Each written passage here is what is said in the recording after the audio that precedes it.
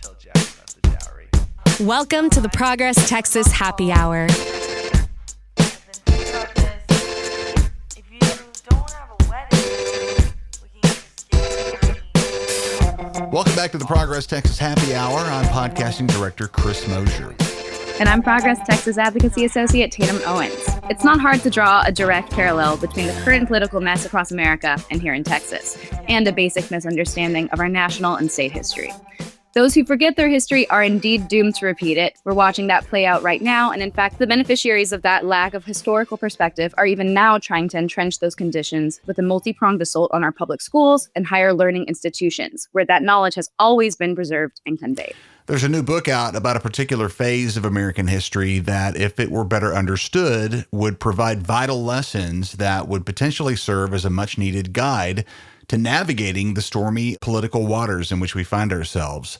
And that's the Red Scare that followed the conclusion of World War II and the onset of the Cold War. The term McCarthyism, which we've all heard, emerged from that period, understood as an overarching paranoia that enables the abuse of our system of justice via the use of unsubstantiated charges of subversion to undermine political opposition, and the use of the resulting fear of being targeted for the influence of public opinion and the further entrenching of anti-democratic power.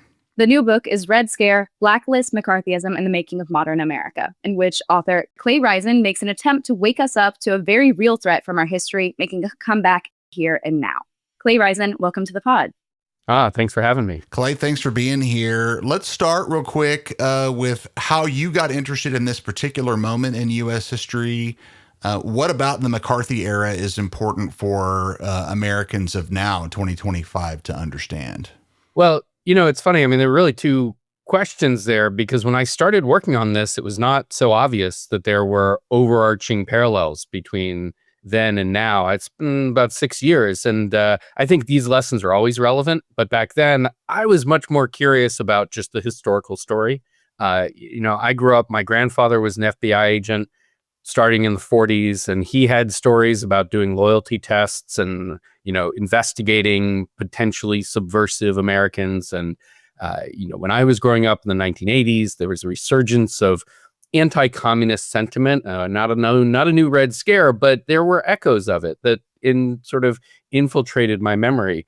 And so that was sort of my personal reason for getting interested. And I think it's an interesting period in time.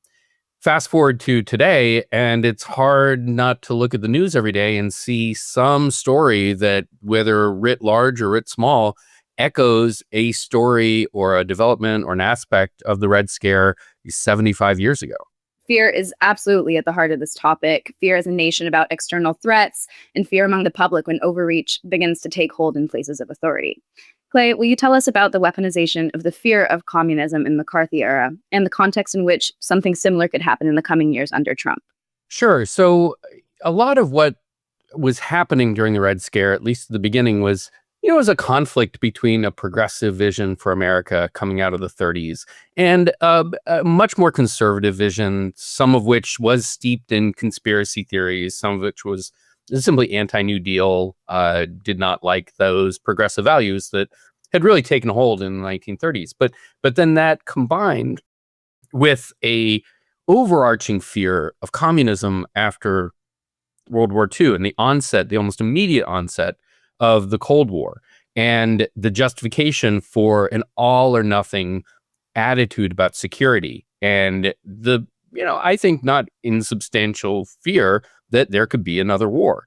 And so people had a reason to be afraid, but then that was, as you say, weaponized and taken advantage of by people who maybe they understood the threat, maybe they were serious about the challenge posed by the Soviet Union, but really they were in it to go after their political enemies. And in some cases, simply for rank opportunism, promote their own career, promote their party's career, or, some aspect of their self-interest.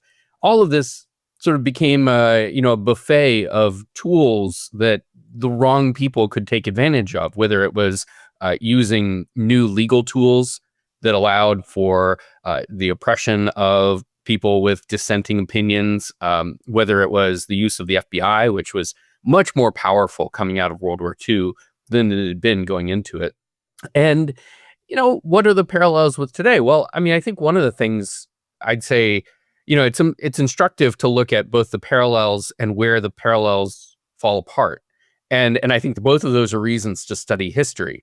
The parallels are obvious that, we once again have a climate in which people are using a supposed boogeyman, in this case, DEI, woke radicalism, of which there are legitimate critiques. I mean, there's a conversation to be had, but it is being used as an all-encompassing, vague term to go after women's rights and civil rights, labor rights, you name it.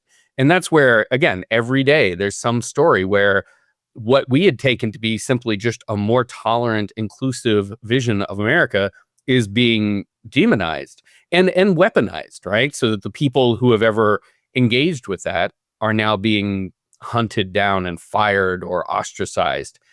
But there's an important distinction, I think, in that whatever you think about DEI, I mean, whatever that means, we're not about to have a world war over this. It's during the Cold War, there was at least a justification to say, hey, we need to be careful about what's going on because we are now engaged in this conflict. Today, the fear is largely being manufactured and largely being deployed by people not in the service of protecting America, although some will say they are, but it's a rather flimsy premise, I think. Really, it's much more about power than it was, more nakedly about power. Maybe it's always about power, but much more than it was 75 years ago. I think today we can see that difference. And again, it's very useful to study the past to understand just exactly what we're seeing today. I think you hit the nail on the head with how explicit these dog whistles are today. DEI just being used in reference to any person of color on a newscast channel. It is so much more explicit and apparent in the public enemies that are being made. The book definitely covers this era, in ways that I think a lot of different parallels can be drawn, and I think most of us have at least a vague idea of who Joseph McCarthy was, who of course was at the center of McCarthyism, thus the term. Clay, give us a quick rundown of some of the other primary characters in the book, if you will. And how they, form into the story of what was happening during the Red Scare. Sure. So, McCarthy really comes onto the scene in 1950, and he's a senator who really sees an opportunity to make hay over accusations that he wildly throws around. But the Red Scare was already more than 4 years old at that point. And one of his predecessors in this was actually a member of the House, and his name was J. Parnell Thomas. He was a Republican representative from New Jersey. And I would say very much like McCarthy, he claimed to care a lot about communism in America, but was also very clearly using it as an opportunity to lift his own reputation. And a great example of that is one of his first target was Hollywood. And Thomas is the one who came up with the idea of investigating Hollywood, going in, finding writers, directors, producers who he could accuse of being communists and putting working propaganda into movies. And so as a result, we have in 1947, the Hollywood 10 writers, producers, and directors who came to Washington as what they called unfriendly witnesses. And they were asked one after the other, are you or have you ever been a member of the Communist Party? And these men, they were all men, had agreed ahead of time, we're not going to say anything. We are going to insist that that is our private set of beliefs. And it doesn't matter whether we are or we aren't, or whatever we were. That is personal. And one after the other, they were found in contempt of Congress and sent to prison. When they got out, they found that they were blacklisted. And this was not blacklisted by Congress. This was blacklisted by Hollywood. And so the executives in Hollywood sensed the fear that was out there, and they imposed their own element, their own vision of the Red Scare right there in Hollywood, and extended it to actors, stagehands, not just writers and directors, really anybody. If you could prove that they had some tenable, just little tiny, even the tiniest connection to left-wing radicalism, they were out. And so Thomas is a really important figure in setting this off. There were any number of others in the Congress who sort of picked up and ran with this. Richard Nixon is another one. Richard Nixon came into the House in 1946, and he actually volunteered to be a member of Thomas's committee. It was not a popular committee to be on. It was kind of understood that Thomas was, kind of rogue, kind of doing his own thing, doing some things that, even his other Republican colleagues thought was a little extreme.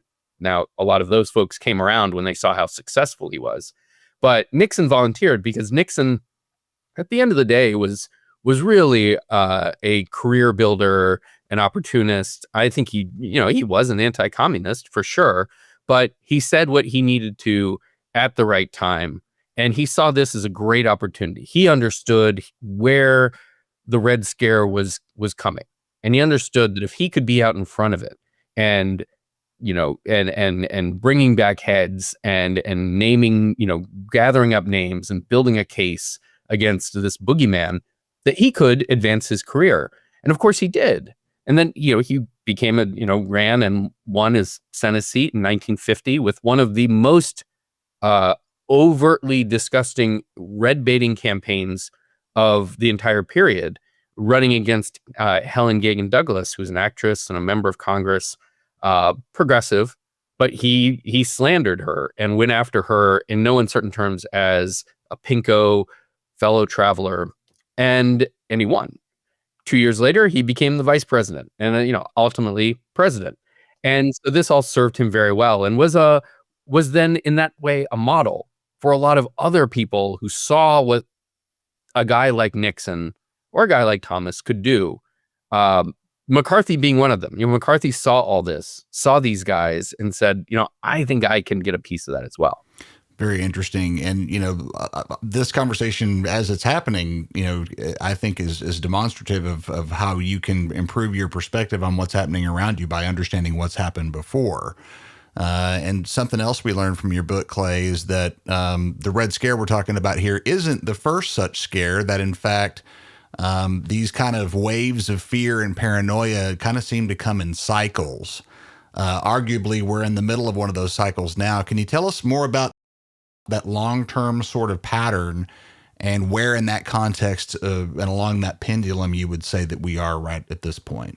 Well, I think there's something to be said for the idea that there is in American history a tendency, sometimes on a local level, sometimes at a national level, to decide that what is needed is some good old-fashioned demonization of people, and often of some kind of other, right? And so you go back to the Salem witch trials, and what was that? In part, it was a response to some pretty fast-paced changes in society there in Puritan society. And this was a way of drawing lines, saying what was acceptable, what wasn't, and embodying those lines in a set of women who were accused of being witches. And, fast forward to the late teens. This is when the first Red Scare happened. And, unlike the Salem witch trial, where obviously, obviously, there were no witches, America did have its share of violent radicals in the country. The Red Scare began when someone tried to throw a bomb into the home of the Attorney General. But that set off a wave of repression that was way out of proportion to anything that was actually happening on the ground. And the kind of response is really important to understand. It was not a law enforcement response so much as an all hands on deck oppression against immigrants in this case. So largely people of Italian descent, Jews and Eastern Europeans, people who had already been coming under attack This and it's not coincidental that this happened at a time when America did have a very large immigrant population, and there were concerns about, well, what does this mean? What is the future of America going to look like if it's not going to be white Anglo-Saxon Protestant anymore? So how do we control that? Well, I would argue that the Red Scare, the first one, was a response to that, and justified by these bombings and the activities of anarchists and other radicals. I think that's largely what happened in the second Red Scare, although different in its own way. We have a country that's coming back from the traumas of war, a very different country than we had been when we went into the World War II, certainly a different country than we were when we went into the New Deal under the Great Depression. Things had changed very quickly. Women's rights were making very strong strides forward. Civil rights for people of color moving forward very quickly. This country was urbanizing. And to some extent, you can look at the Red Scare as an assertion of power and control by forces that thought things were getting out of hand, and they were losing that control. It reminds me a little bit about, well, first, I guess the US is just super good at fear mongering and creating others, right? Like from the start, you have slavery, the Civil War, and then Reconstruction, and people cracking down on that immediately after with Jim Crow. And then you have the Nazi Party stealing from the US history of fascism and creating these demonized others. Dragging this back to the current perspective, and as Clay has talked about, sometimes these periods of this, combination of sort of paranoia and fear and exploitation come after traumas, which in some cases are wars. Clay, what would you say if we have such a national or global trauma now to be having as that catalyst? Are we talking 9/11? Are we talking COVID? Well, I think you can certainly pick a lot. I think that the experience that the United States went through post 9/11, not so much 9/11 itself, but we never at any given time, we never had a lot of soldiers overseas, but we were engaged overseas, and there was a long time, so a lot of people did pass through that. And I think it was very disruptive for a lot of communities, especially communities in, with, largely more rural communities. Frankly, redder states tended to send more people into the military. And so I think there's an element there. To me, in this case, it's less about overt trauma, and it's more about pretty radical demographic change. One of the things I remember, I don't know, Tatum, I don't want to guess how old you are, but Chris, you may remember this. Back in early 90s, late 80s, Time magazine had a high profile cover where they had a computer rendered face of a young woman who you couldn't really put your finger on. Is she white? Is she Latina? Is she Asian? And the point was, this is what America will look like. Much more diverse, much more intermingled. Seemed far-fetched at the time. But of course, that's where we're going, right? And we have a young population, especially, that is very different from the way their parents or grandparents looked and viewed the world. And I think that it's that challenge. And they expect different things, right? They want their history to be taught in different ways. They want their social conversations around social justice to be different than it was in the past. And I think that to some extent, it's that conflict that arises. And, it's expressed in fears over immigration. It's expressed in fears over transgender and LGBTQ issues. It's expressed in fights over women's rights. The particular flashpoints that have then been sort of grouped under this rubric of DEI and woke radicalism, I think all really come down to this tension, this conflict. And it is between a whiter, older, not necessarily older in age, but older ideal of America versus a younger one that is even for me, and I hesitate to say I'm not that old, but I'm younger than some. Even I remember, as a teenager, just the way that TV portrayed the average American, the way that we were educated to understand what did it mean to be a person in America. Typically was a white man, maybe a white woman, a token Black person, but that was about it. And now it's very different. And we can say that that's because of DEI fascism or whatever, but it's not. It's because that's what the country looks like. And I think that's where the flashpoint is. And that's why we see so much aggressive pushback from the powers that be. San Antonio friends, join us in the Alamo City on Tuesday, May 6th for the first time since 2017 for a live podcast taping and fun get-together with like-minded progressives. You'll have a chance to visit with office holders, candidates, and activists, grab a beverage, share stories, and celebrate progress in Texas, which doesn't happen without you. During our Party for Progress and live podcast recording, come meet people doing good work to push progress forward in Texas. You can sponsor the event and this podcast and RSVP early using the link in our show notes. Hope to see you in San Antonio on Tuesday, May 6th. Our current media sphere couldn't be more different than the late 40s and early 50s when radio and newspapers were pretty much it. Does the current proliferation of media now, compared to then, exacerbate the threats we face?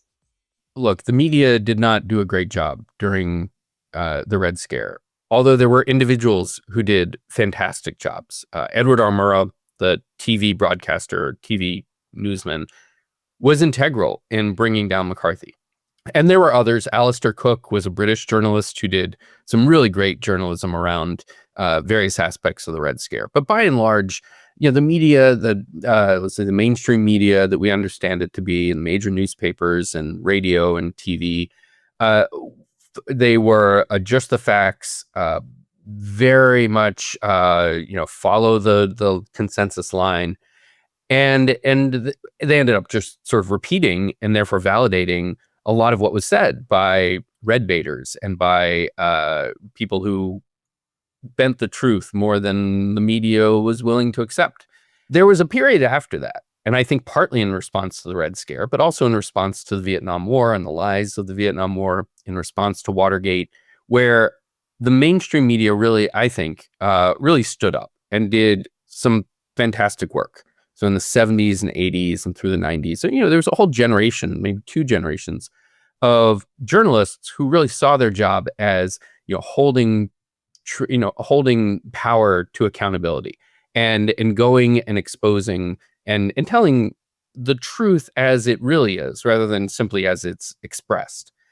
I think there are still a lot of people out there like that, but because the media landscape has fractured and because so much of what was the mainstream media has been hobbled by, the disappearance of advertising and the takeover by, private equity, it's just stripped out a lot of the capacity for these mass circulation publications to get that word out. And in place, you have competing narratives. You have people who purport to tell, that truth, the real truth, or to really go beyond just the headlines. But a lot of that is spin. And a lot of it is often explicitly in service of a set of ideas. And, I want to underline this kind of approach has always been there. There's always been a partisan press. There have always been people out there, whether it was newsletter writers or AM radio or what have you, who definitely, who took a extreme view of things. But now, and very rapidly, that has moved toward the point of shaping the conversation. And so in a way, we are back to where we were, although things look very different. And, it's, I think, incumbent on everyone who does have at the heart of their career, their principle as a journalist, exposing power, exposing the truth that people don't want you to know. I forget who said it, but there's the line that if you're not printing things that other people don't want said, all you're doing is writing press releases. And unfortunately, that often seems the case with a lot of our media today, whether it's because they know that that's the way to clicks and making money and whatnot, or because they're afraid. Very good. Whereas, as we mentioned before, there was an actual Cold War going on. There was an actual threat from without that people ostensibly were worried about at the top, although their own power was certainly, part of their motivation for whatever they did. These days, fast forward back to 2025, it's been made pretty clear that loyalty to Donald Trump is very much the centerpiece of his governing style. Unabashedly, it's been very, very clear. And those who appear to be insufficiently loyal run the risk of being sidelined at the very least. Those of us who are being vocal in direct opposition to Donald Trump have probably worried about things like public harassment or online harassment or even direct prosecution, maybe. Knowing what we know about our government's past experience in cracking down on dissent, justified or not, in your opinion, Clay, how fearful should people who are active in political opposition these days, how fearful should those people be about what may develop in the next little while? I think they should understand the issue. I hope they are not fearful. And that's really important. And this is a point where I think the differences are instructive. Back then you had, again, I think at least the pretense of a justification for looking closely at people's affiliations and their, to some extent, their pasts. And just to make sure, because the Soviet Union was actively engaged in subversive activities and sending spies into the United States. Now, that doesn't really exist today. We have a population that is under siege, whether it's students on campus protesting, and again, you don't have to agree with what the students say or don't. You have to understand that they're exercising their rights to express themselves. Right. I think the Mahmoud Khalil case could not bring this to a head, to a finer point, because here is somebody who, hasn't been arrested, is simply being detained, but supposedly might be charged with some crime that's largely a pretense for simply he's expressing a point of view that the government doesn't like. Now, they are dressing that up as he expressed a point of view that undermines national security. And I think this is where the difference is really instructive, because there is, even if you could claim in some abstract way that the things that he believes are hurtful to our national interests, it's hard to say that that outweighs his right to express himself. It was different during the Red Scare, at least in the courts. A lot of courts said, look, it's normally, of course, we would defend someone's right to be a communist or to express radical ideas, but we are in different times. And right now, we need to circle the wagons. And sometimes that means that some people are going to be left outside and they are going to be punished because we have to protect ourselves. We just don't have that today, even though the government is working really hard to make it sound that way. I think the way that we've been approaching, the way the administration has approached immigration is a great example, right? Just this, not just demonization, but this idea that that gangs are terrorist organizations, that the metaphor of cracking down of a war on illegal immigration, they are trying to make it literal. They are trying to make it illegal by dragging up these old, disused laws that only apply during wartime. But by creating this pretense that we are at war, they elevate the issue of national security to that kind of that level where they're allowed now suddenly or justified in cracking down on people. The issue is going to be, look, in the 1950s, the legal profession, the civil liberties community largely stood aside and let this happen, partly because they agreed, or at least they were willing to concede that there was a concern, but also because they were afraid. They were afraid of what the government would do to them. And today, I think it's inspiring that so far, and we've seen a lot of lawyers and law firms and judges stand up and say, no, this is not right. There are guardrails, there are checks and balances to what's going on. The hope is, or the question remains whether that's going to, enough people will do it, and whether a year or two from now, we're not looking back and saying, man, what could have been? I really wish those people hadn't silenced themselves. Yeah, it's kind of daunting when you look at the fact that there's still over 1,400 days left in the Trump term, that we got a long way to go, and that's a lot of sustained resistance that's going to have to stand up. It is. And, I think that's maybe the other issue, right? Is that you have a lot of pretty buttoned up people, lawyers and judges, who don't see themselves and don't want to be seen as the resistance. Right. And I understand that. I understand where they're coming from. And I'm not part of the resistance. I'm a journalist. I want to stand back and, be objective. But at the same time, I think that you can do that and still call balls and strikes. Right. Just be willing to do so. Be willing to overcome your own fear of your own reprisals to do that job. Oh, absolutely. Absolutely. And honestly, to overcome your own knee-jerk reaction to be completely neutral. Neutral in the sense that we sort of were raised to be neutral, right? Which is based on the premise that everyone's playing by the same rules and everyone is well-intentioned. Maybe they disagree, and you're there to say, okay, well, you're overstepping the line here, or, you're allowed to do this. That's what the mediating factors, sectors of society do, whether it's media or the law. And I think that attitude has to be tweaked because, frankly, there are elements in society right now that are not playing by the democratic rules. They're not playing by constitutional rules specifically, but broadly, the rules of how we are supposed to function as a democratic society. Free press, free speech. This is a book documenting and revisiting history, a crucial task during a period in which we're seeing unmeasured attacks on public and higher education and largely censorship and erasure of BIPOC history and achievements. This is a narrative and education-dependent fight. And while dog whistles today sound more like the war on the border, DEI and CRT, or deadly propaganda about transgender people, the message behind them depends on the same elements of racial, social fears discussed with government and economic resentment. Again, these cycles have presented themselves before. They just sound different from years to years. We can counter this message with cross-racial solidarity, government for all, shared prosperity, racial justice, tons of things. But Clay, what do you propose our audience do to fight fear-mongering narratives today? Well, I think big and small, people need to demonstrate that they're not afraid. And I think, look, different people will have different capacities to do that.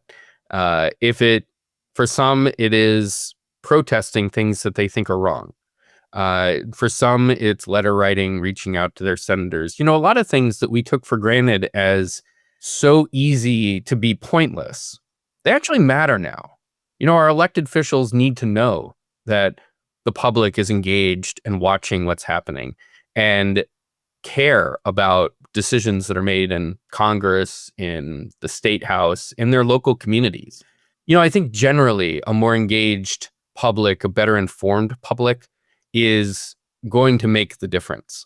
The biggest risk for me is that the people who need to stand up and be strong are going to be afraid, but also that not enough Americans are going to care.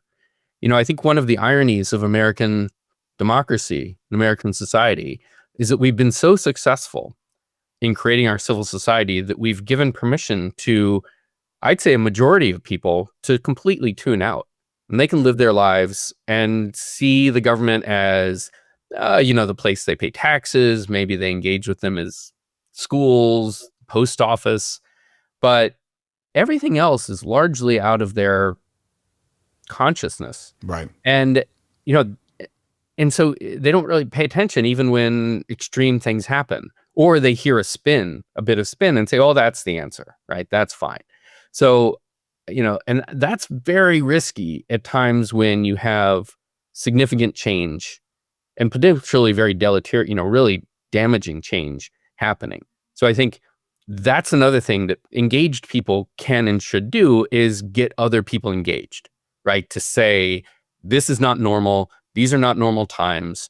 You need to dial in and start to pay attention and, learn your history, learn what's going on. And I think there's a way to do that that's not aggressive, that's not in your face. Ultimately, everybody should be that way.